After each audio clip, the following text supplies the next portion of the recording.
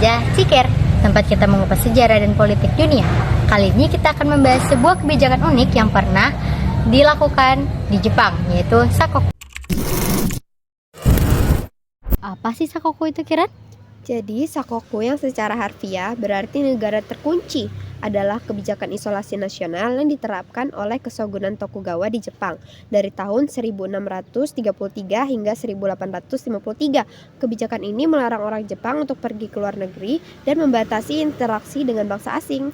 Sakoku juga ternyata memiliki latar belakang. Awal mula masuknya bangsa Eropa yaitu Portugis dan Spanyol ke Jepang, penyebaran agama Kristen dan kekhawatiran Shogunan Tokugawa akan pengaruh asing.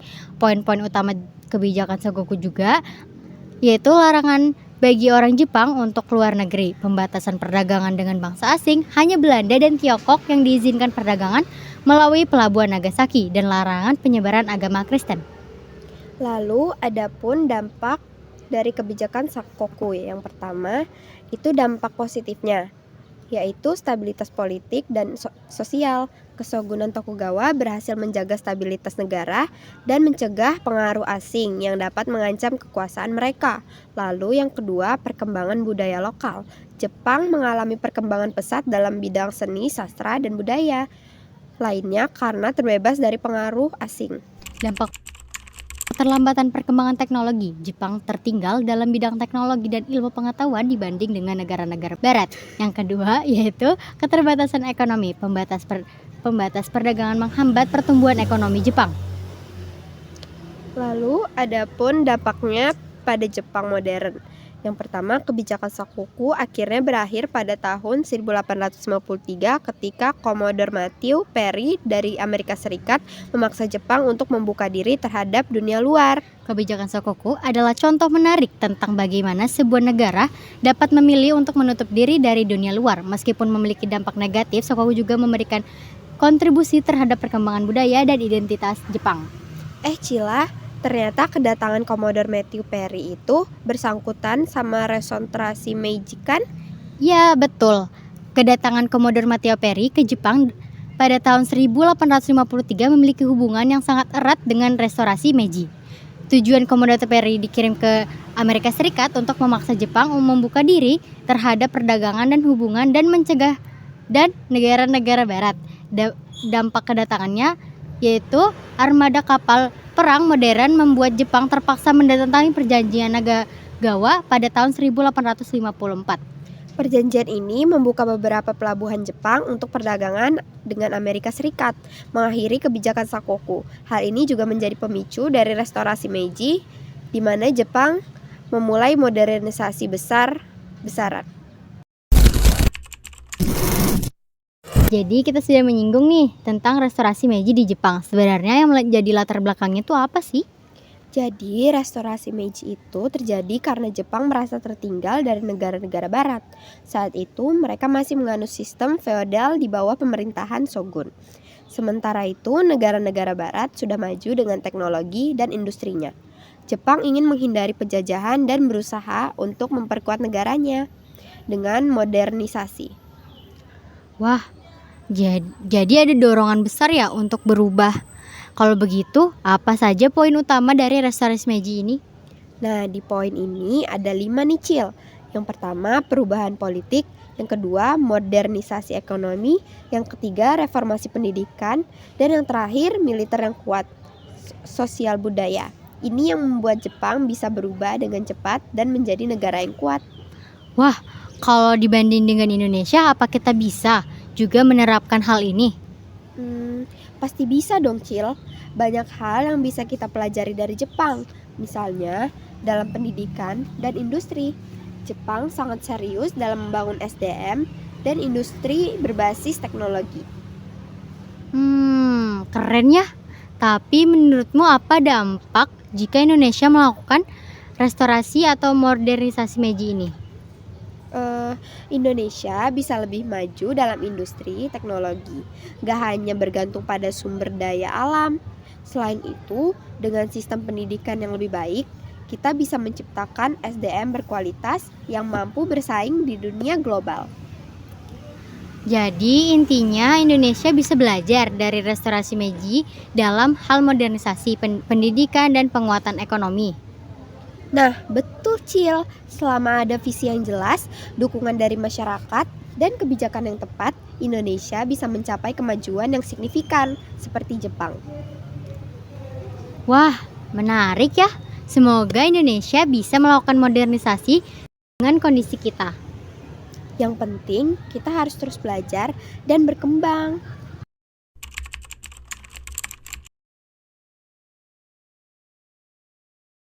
Cil, kemarin itu aku sempat baca mengenai Perjanjian Kalijati. Perjanjian Kalijati itu apa sih? Oh, itu perjanjian yang bikin Belanda resmi nyerah ke Jepang di Indonesia. Jadi setelah perang singkat antara Jepang dan Belanda, akhirnya Belanda dipaksa buat menyerah tanpa syarat. Serius? Kok bisa sih Belanda kalah secepat itu? Kan mereka udah ratusan tahun di Indonesia. Nah, itu dia. Jadi waktu itu Jepang datang dengan persiapan matang. Mereka pakai strategi perang kilat. Terus Belanda sebenarnya lagi lemah juga gara-gara negaranya sendiri lagi dijajah Jerman. Oh gitu, jadi karena Belanda lagi sibuk di Eropa, mereka nggak bisa fokus buat pertahanan di Indonesia. Betul banget. Jepang lihat kesempatan langsung menyerang dari berbagai arah.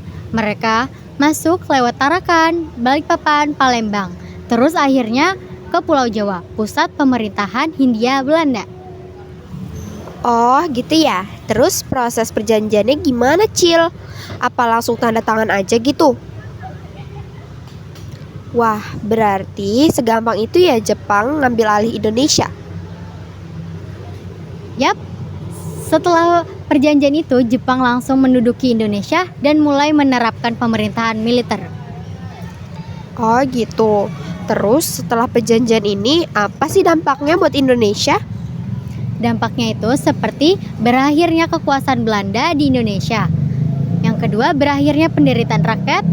Dan yang terakhir, meningkatnya semangat nasionalisme.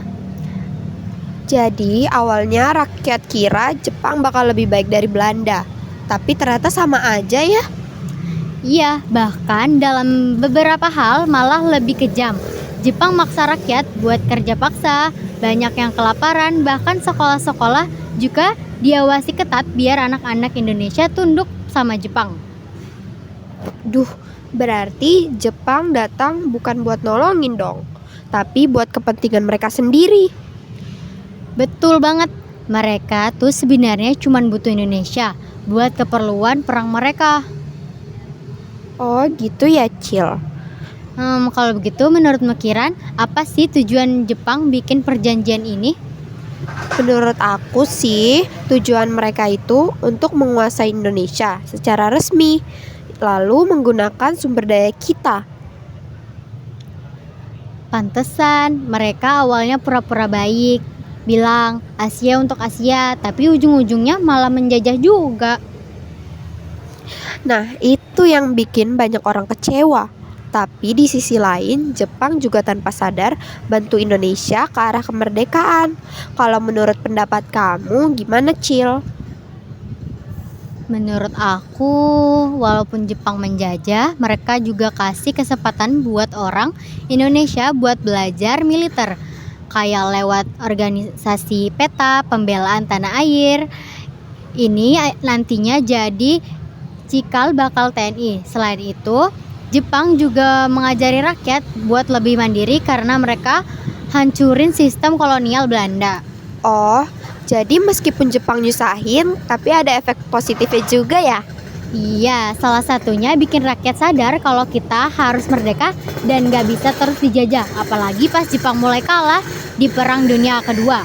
Mereka akhirnya janji bakal kasih kemerdekaan di Indonesia. Wah, kalau gitu bisa dibilang perjanjian Kalijati ini titik penting banget ya? Banget. Dari sinilah Belanda kehilangan kendali. Jepang mulai berkuasa dan Indonesia mulai menemukan jalannya sendiri menuju kemerdekaan. Oh oke Cil, aku jadi makin paham nih. Jadi intinya perjanjian Kalijati ini bikin Belanda angkat kaki dari Indonesia dan Jepang masuk rakyat menderita. Tapi di sisi lain juga makin semangat buat merdeka. Tepat banget, sejarah ini selalu punya sisi terang dan sisi gelap. Yang penting kita ambil pelajaran dari masa biar gak gampang dijajah lagi. Setuju, Cil. Makasih ya udah jelasin. Aku jadi lebih ngerti nih tentang sejarah kita. Sama-sama, yuk kapan-kapan kita bahas sejarah lagi, pasti seru. Segitu saja jelajah Cikir, yaitu jelajah Cila dan Kiran. Tunggu kami di episode selanjutnya ya. Bye!